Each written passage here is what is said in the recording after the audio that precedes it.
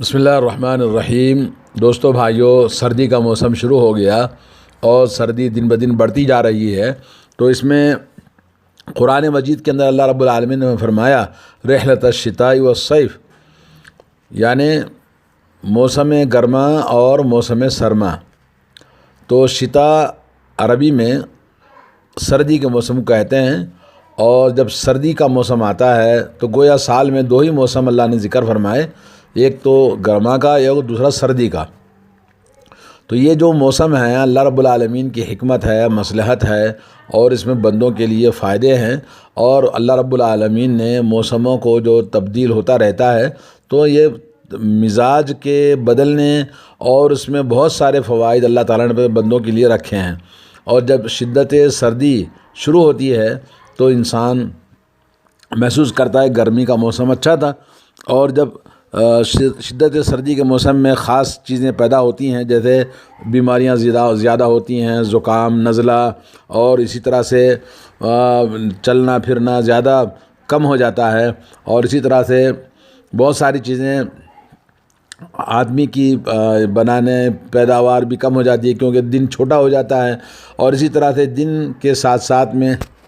اللہ تعالیٰ نے فرمایا والشمس تجری لمستقر لہا ذلک تقدیر العزیز العلیم۔ اللہ عز و جل عزیز علیم نے یہ سورج کے بدلتے جو مواقع اللہ نے بنائے ہیں اس میں بندوں کے لیے بڑی مصلحت اللہ نے رکھی ہے۔ تو ہمیں دیکھنا چاہیے کہ اس میں انسانوں کے لیے بہت سارے فوائد ہیں۔ سردی کے موسم میں خاص فوائد جو سردی کی وجہ سے ہی پیدا ہوتے ہیں، اور سردی کے بغیر وہ چیزیں انسان کو حاصل نہیں ہوتی ہیں۔ علامہ ابن قیم رحمۃ اللہ علیہ کہتے ہیں کہ اگر سورج پہ آپ غور کریں گے، سورج کبھی دائیں اور بائیں ڈھلتا ہے تو یہ زمانے بدلتے ہیں، اور اسی طرح سے موسم بدلتے ہیں۔ تو اس میں اللہ رب العالمین نے بڑی حکمتیں اور بڑی مصلحتیں انسانوں کے لیے، مخلوق کے لیے رکھا ہے۔ اگر ایک ہی زمانہ ہوتا، جیسے صرف باقی اور زمانے نہ ہوتے، صرف گرمی کا موسم ہوتا یا صرف سردی کا موسم ہوتا تو انسان اسے اکتا جاتا۔ تو یہ کوئی نہ کوئی مصلحت ہے گرما کے موسم میں، کوئی نہ کوئی خاص مصالح اور حکمتیں ہیں سردی کے موسم میں۔ تو اس طرح سے اللہ تبارک و تعالیٰ نے ہمارے لیے کبھی سردی کا، تو کبھی گرمی کا، تو کبھی موسم بہار، تو کبھی موسم خزاں اللہ نے رکھا ہے۔ اور یہ کہا کہ جب سردی کا موسم آتا ہے تو جو گرمی تھی وہ وادیوں میں، زمین کے اندر اور پہاڑوں کے اندر گرمی چلی جاتی ہے، اور وہاں سے بہت سارے پھل فروٹ زمین سے نکلتے ہیں سردیوں کے موسم میں، اور اوپری تو ہمیں ٹھنڈا لگتا ہے لیکن اندر سے وہ چیزیں گرم ہوتی ہیں۔ جیسے زمین کھودی جائے تو گرمی ہوتا ہے، جب پانی نہر کا، کنویں کا آپ پانی دیکھیں گے سردی کے موسم میں اوپر سے پانی نارمل دکھے گا، لیکن جب آپ اندر ہاتھ ڈالیں گے تو پانی گرم ہوگا۔ سردی کے موسم میں گرم پانی ہمیں ملتا ہے کیونکہ گرمی وہاں چلی جاتی ہے۔ اور اسی طرح سے موسم سردی میں برسات ہوتی ہے، بادل آتے ہیں، اور اسی طرح سے کہیں برف برستی ہے تو کہیں اولے برستے ہیں، اور یہ سب زمین کی زندگی کے لیے ضروری ہے۔ اور زندگی کے ساتھ زمین کی، انسانوں کی زندگی بھی اس سے تعلق رکھتی ہے۔ اور انسان اس زمانے میں جب سردی شدت کی ہوتی ہے تو قوت جسم اس کا بڑھ جاتا ہے، اور انسانوں کے جسم کے ساتھ حیوانوں کا جسم بھی وہ طاقتور ہوتا ہے، اور فطری طور پر اس کے اندر قوت اور طاقت بڑھ جاتی ہے بمقابل گرما کے۔ اور گرما میں سب ڈھیلے پڑ جاتے ہیں، اور جب موسم بہار آتا ہے تو حرکت زیادہ ہوتی ہے اور بڑا خوشگوار موسم ہوتا ہے۔ تو اس میں اسی طرح سے سردی اور گرمی کے موسم جو اللہ نے ہمارے لیے بنائے ہیں۔ موسم گرما میں خاص قسم کے پھل اللہ تبارک و تعالیٰ پیدا فرماتے ہیں، اور موسم سرما میں خاص قسم کے پھل پیدا ہوتے ہیں۔ جو موسم گرما کے پھل ہیں وہ سردی میں کھائیں گے تو صحت کے لیے نقصان ہے، اور جو موسم گرما کے پھل ہیں وہ سردی میں نہیں کھائے جا سکتے، اور موسم سرما کے جو پھل ہیں وہ گرما میں کھائیں گے تو نقصان کریں گے، اور سرما کے پھل سرما ہی میں کھائے جاتے ہیں۔ ہر موسم کے پھل صحت کے لیے ضروری ہیں، اور یہ اللہ رب العالمین سبحان اللہ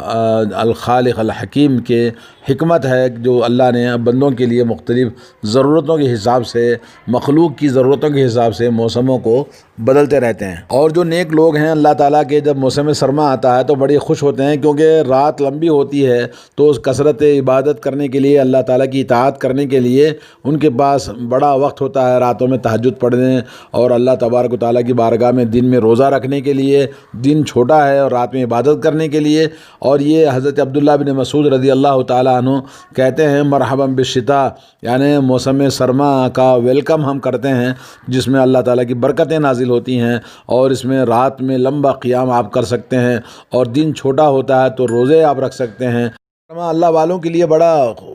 برکت والا موسم اور بڑی مہربانی والا موسم ہے کہ جس میں نیند بھی پوری ہو جاتی ہے، اور رات میں اللہ کی بارگاہ میں قیام کرنے کے لیے وقت بھی کافی مل جاتا ہے۔ کانوا قلیلا من اللیل ما یہجعون وبالاسحار هم یستغفرون، سورہ ذاریات میں اللہ نے فرمایا کہ اپنے بستروں میں رات میں کم سوتے ہیں اور صبح سویرے اٹھ کر اللہ کی بارگاہ میں استغفار کرتے ہیں موسم سرما میں۔ اور سردی کے موسم میں دن میں روزہ رکھنا بڑا آسان ہوتا ہے، اور اس میں انسان پیاسا بھی نہیں ہوتا، بھوک بھی نہیں لگتی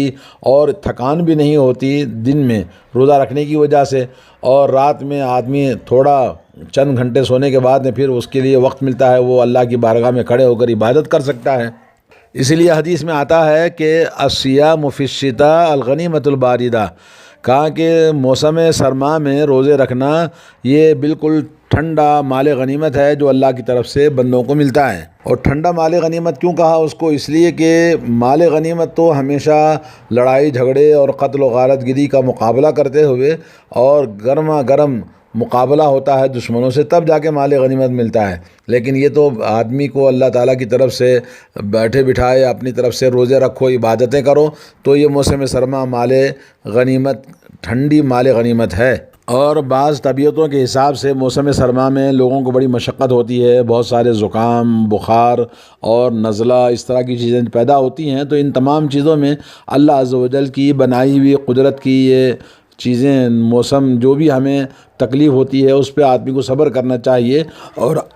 اللہ عز و جل کی طرف رجوع کرنا چاہیے۔ اس میں بندے کو بدن کے جو بھی تکلیف ہیں، نقصانات ہیں، اس سے اس کو اجر ملتا ہے، جیسا کہ نبی کریم صلی اللہ علیہ وسلم نے فرمایا ما یصیب المسلم من نصب ولا وصب ولا ہم ولا حزن ولا اذى ولا غم حتى الشوكة يشاقها الا كفر الله بها من خطاياه، کہ مومن مسلمان کو جو بھی تھکان ہوتی ہے، جو بھی مصیبت آتی ہے، جو بھی تکلیف ہوتی ہے، اور کوئی بھی غم یا کوئی بھی دکھ ہوتا ہے یا کوئی بھی اس کو اذیت پہنچتی ہے یا کوئی بھی اس کو یعنی غم لاحق ہوتا ہے کسی تکلیف کی وجہ سے، تو حتیٰ کہ کانٹا بھی اگر چبھتا ہے، کانٹا بھی اگر چبھے تو اللہ تبارک و تعالیٰ اس کے بدلے میں اس کے گناہوں کو بخش دیتا ہے۔ اور اسی طرح ایک اور حدیث میں اللہ کے نبی صلی اللہ علیہ وسلم نے فرمایا لا یزال البلاء بالمؤمن والمؤمنہ فی جسدہ ومالہ ونفسہ حتی یلقى اللہ وما علیہ من خطیۃ، فرمایا کہ بندہ مومن مرد ہو یا مومن عورت ہو، برابر اس کے ساتھ آزمائش چلتی رہتی ہے، اس کے جسم میں، اس کے مال میں، اس کی جان میں، ہر وقت اس کے ساتھ کوئی نہ کوئی چیز لگی رہتی ہے، یہاں تک کہ وہ اللہ تعالیٰ سے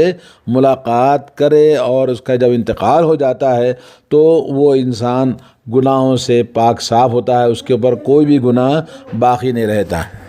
دوستو بھائیو، بہر کیف یہ ہے کہ اللہ رب العالمین نے ہر موسم میں الگ الگ خصوصیات، الگ الگ نعمتیں، الگ الگ اس کے خاص چیزیں رکھی ہیں جو بندوں کی آسانی کے لیے، اور بندوں کو جو کچھ بھی اللہ تبارک و تعالیٰ کی طرف سے بنایا گیا ہے، یرید اللہ بکم اليسر ولا یرید بکم العسر، اللہ تعالیٰ تمہارے ساتھ آسانیاں کرنا چاہتا ہے اور اللہ تعالیٰ تمہیں مشقت میں ڈالنا نہیں چاہتا، جیسے سورہ بقرہ آیت نمبر 185، اور فرمایا وما جعل علیکم فی الدین من حرج، اللہ تبارک و تعالیٰ دین کے اندر تمہیں سختی اور تکلیف دینا مقصد نہیں ہے، سورہ حج آیت نمبر 78، اور رسول اللہ صلی اللہ علیہ وسلم نے فرمایا بعثت بالحنفیۃ السمحہ، اللہ تعالیٰ نے مجھے دین حنفیت کا معنی ہے کہ خالص اور آسان دین دے کر بھیجا ہے۔ اور صحیح بخاری کے اندر ہے، رسول اللہ صلی اللہ علیہ وسلم فرماتے ہیں فَإِنَّمَا بُعِثْتُم مُيَسِّرِينَ وَلَمْ تُبْعَثُوا مُعَسِّرِينَ، کہ لوگوں اللہ تعالیٰ نے تمہیں امت محمد کے اندر جو مسلمان ہیں ان کو آسانیاں پیدا کرنے والا اور دین کو آسان بنا کر مسلمانوں کے لیے، انسان پورے مسلمان پوری دنیا کے لیے آسانی پیدا کرنے والے ہیں، اور تم تنگی ڈالنے والے، تکلیف دینے والے بنا کر نہیں بھیجے گئے ہیں۔ دین میں کوئی مشقت نہیں ہے۔ اللہ تبارک و تعالیٰ نے فرمایا فَاتَّقُوا اللَّهَ مَا اسْتَطَعْتُمْ، اللہ تعالیٰ سے جتنا ڈر سکتے ہو اللہ تعالیٰ سے ڈرو۔ اور نبی علیہ الصلوۃ والسلام نے فرمایا صلی قائما، تم کھڑے ہو کر نماز پڑھ سکتے ہو تو کھڑے ہو کر پڑھو، فَإِن لَّمْ تَسْتَطِعْ فَقَاعِدًا، اگر تم بیٹھ کر پڑھ سکتے ہو تو بیٹھ کر نماز پڑھو، اگر تم بیٹھنے کی بھی طاقت نہیں ہے تو لیٹ کر آپ نماز ضرور پڑھیں۔ اسی طرح سے گرما کے موسم میں ٹھنڈا پانی سے وضو بنانا اچھا لگتا ہے، اور اسی طرح سے سردیوں کے موسم میں گرمی کے گرم پانی سے وضو بنانے کی اجازت ہے غسل کرنے کے لیے اور طہارت کے لیے۔ بڑی فضیلت اللہ کے نبی صلی اللہ علیہ وسلم نے فرمایا اسباغ الوضو، مکمل وضو بنانے کی بڑی فضیلت بتائی ہے۔ جو شخص مکمل وضو بناتا ہے، جیسا کہ اللہ کے نبی صلی اللہ علیہ وسلم فرماتے ہیں الا ادلکم علی ما یمحو اللہ بہ الخطایا، کیا میں ایسی چیز تمہیں نہ بتاؤں جس سے تمہارے گناہ معاف ہو جاتے ہیں، ویرفع بالدرجات، اور تمہارے درجات بلند ہوتے ہیں۔ لوگوں نے کہا رسول اللہ ضرور بتائیے، تو آپ نے فرمایا اسباغ الوضو علی المکارہ، اور جب انسان تکلیف کے وقت میں پوری طرح سے اچھی طرح سے وضو بنائے، وہ کثرت الخطا الی المساجد، اور کثرت کے ساتھ مسجدوں کو جائے با جماعت نماز پڑھنے کے لیے، وہ انتظار الصلاۃ بعد الصلاۃ، اور ایک نماز کے بعد دوسری نماز کا اہتمام کرنا، انتظار کرنا، فذالکم الرباط، یہ رباط والا کام ہے۔ جیسے دشمنوں کے مقابلے میں جیسے فوج انتظار کرتے ہوئے طاق میں لگی رہتی ہے، ویسے ہی ایک نماز کے بعد دوسری نماز کا انتظار کرنا بہت بڑا اجر و ثواب کا حاصل ہوتا ہے۔ موسم سرما ہے اور اندھیری رات میں جب کوئی آدمی مسجد کو جاتا ہے تو اس کے لیے بڑی فضیلت ہے۔ نبی علیہ الصلوۃ والسلام کا ارشاد ہے بشر المشائین فی الظلم الی المساجد بالنور التام یوم القیامہ، اور مسجدوں کو اندھیرے میں پیدل جانے والوں کے لیے مکمل نور اللہ تعالیٰ عطا فرمائے گا روز قیامت۔ اگر واقعی کوئی آدمی شدت سردی کی وجہ سے ٹھنڈا پانی ہے اگر وہ استعمال کر نہیں سکتا، طبیعت خراب ہونے کا امکان ہے، تو اس کے لیے وضو اللہ تعالیٰ نے وضو کے بدلے میں تیمم رکھا ہے، چاہے وہ حدث اصغر ہو چاہے وہ حدث اکبر ہو، یعنی غسل کی جگہ پہ وضو کی جگہ پہ آدمی تیمم کر کے نماز پڑھ سکتا ہے اگر اس کو گرم پانی میسر نہ ہو، اور اللہ رب العالمین نے دین کو آسان بنایا ہے۔ جیسا کہ حدیث ہے، حضرت عمر بن العاص رضی اللہ تعالیٰ عنہ کہتے ہیں کہ احتلمت فی لیلۃ باردۃ فی غزوۃ ذات السلاسل، ذات السلاسل جنگ میں بالکل سرد رات تھی، ٹھنڈ رات تھی، موسم سرما میں احتلام ہو گیا، فاشفقت ان اغتسلت ان اہلک فتیممت، کہتے ہیں کہ اگر میں غسل کروں تو میں سردی کی وجہ سے ہلاک ہو جاؤں گا، تو پھر میں نے وضو بنایا اور میں نے نماز پڑھی، اپنے ساتھیوں کو نماز پڑھائی صبح کی۔ فذکروا ذلک للنبی صلی اللہ علیہ وسلم، تو انہوں نے صحابہ کرام جب واپس آئے تو نبی علیہ الصلوۃ والسلام سے ذکر کیے کہ عمر بن العاص نے اس طرح سے کیا، تو رسول اللہ صلی اللہ علیہ وسلم نے فرمایا یا عمر، اے عمر بن العاص، صلیت باصحابک وانت جنب، کیا آپ نے لوگوں کو نماز پڑھائی اپنے ساتھیوں کو، آپ حالت جنابت میں تھے؟ میں نے نبی علیہ الصلوۃ فاخبرتہ بذالک، میں نے نبی علیہ الصلوۃ والسلام کو ذکر کیا کہ شدت سردی میں ٹھنڈا پانی تھا، اگر غسل کرتا تو میں ہلاک ہو جاتا، تو رسول اللہ صلی اللہ علیہ وسلم نے ایسے موقع پر غسل کرنے سے منع فرمایا۔ اور میں نے کہا انی سمعت اللہ یقول، میں نے اللہ تعالیٰ سے سنا ہے ولا تقتلوا انفسکم ان اللہ کان بکم رحیما، اپنے آپ کو ہلاک نہ کرو، قتل نہ کرو، بے شک اللہ تمہارے اوپر بڑا مہربان ہے، سورہ نساء آیت نمبر 29۔ تو رسول اللہ صلی اللہ علیہ وسلم ہنسنے لگے اور کہا کہ آپ نے کچھ نہیں فرمایا، یعنی مطلب ہے کہ آپ ان کے عمل سے راضی ہو گئے۔ مطلب معلوم یہ ہوا کہ شدت سردی کی وجہ سے کوئی آدمی اگر پانی استعمال نہیں کر سکتا ہے ٹھنڈا پانی، تو تیمم کر کے وضو اور غسل ہم کر سکتے ہیں۔ اور تیمم جو کہ وضو کا بدل ہے، وہ صرف ایک مرتبہ زمین پر پاک مٹی پر مارنا ہے، اس کے بعد پھر اپنے چہرے کو اور دونوں ہتھیلیوں کو ایک بار مسح کرنا ہے، جیسا کہ حدیث کے اندر آیا ہے اور قرآن کے اندر بھی موجود ہے۔ اور سردیوں کے موسم کی ایک سب سے بڑی چیز یہ ہے کہ سردی میں لوگ زیادہ شوز استعمال کرتے ہیں، ساکس پہنتے ہیں۔ ساکسوں پر مسح کرنا نبی علیہ الصلوۃ والسلام سے ثابت ہے۔ اور موزے جسے کہتے ہیں یا جورب جسے کہتے ہیں، حسن بصری رحمۃ اللہ علیہ کہتے ہیں حدثنی 70 من اصحاب النبی صلی اللہ علیہ وسلم ان رسول اللہ صلی اللہ علیہ وسلم کان یمسح علی الخفین۔ مجھے 70 صحابہ کرام نے حدیث بیان کی ہے کہ رسول اللہ صلی اللہ علیہ وسلم اپنے موزوں پر مسح کیا کرتے تھے۔ اور حضرت ابراہیم النخعی رحمۃ اللہ علیہ وہ حمام ابن الحارث سے کہتے ہیں رأیت جریر بن عبداللہ بالا ثم توضأ ومسح علی خفیہ، میں نے جریر بن عبداللہ رضی اللہ تعالیٰ عنہ کو دیکھا کہ وہ پیشاب کو گئے، پھر وضو بنایا، پھر اپنے موزوں پر مسح کیا۔ پھر آپ نے اپنے موزوں پر مسح کیا اور اس کے بعد آپ کھڑے ہوئے اور نماز پڑھایا۔ پوچھا گیا تو آپ نے فرمایا کہ رسول اللہ صلی اللہ علیہ وسلم کو میں نے دیکھا اسی طرح سے آپ مسح کیا اور آپ نے نماز پڑھائی۔ تو ابراہیم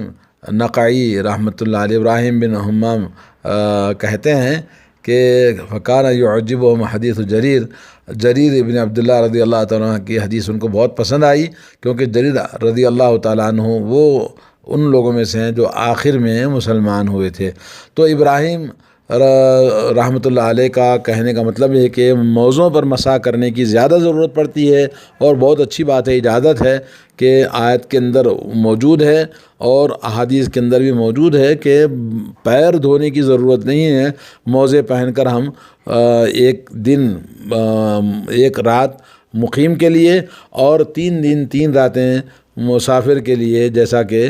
شرط یہ کہ آدمی پہلی بار جب پہنے تو حالت وضو میں پہنے، اور اس کے بعد اس کو 1 دن 1 رات جہاں سے ہم پہلی بار وضو بنائیں گے وہاں سے حساب کر کے 24 گھنٹے ہم مقیم کے لیے اجازت ہے، اور مسافر کے لیے 3 دن 3 راتوں کی اجازت ہے موزوں پر مسح کرنے میں۔ اور یہ جو ساکس ہیں ان پر بھی ہم مسح کر سکتے ہیں، اور اس کو جورب کہتے ہیں۔ صحابہ کرام میں سے بعض لوگ جورب استعمال کرتے تھے جو اون کے بنے ہوتے تھے۔ اور کورونا نے ہمیں سکھایا کہ سردی کے موسم میں زکام والے سے، چھینکنے والے سے، بخار والے سے ایک دوسرے سے دور رہنا چاہیے۔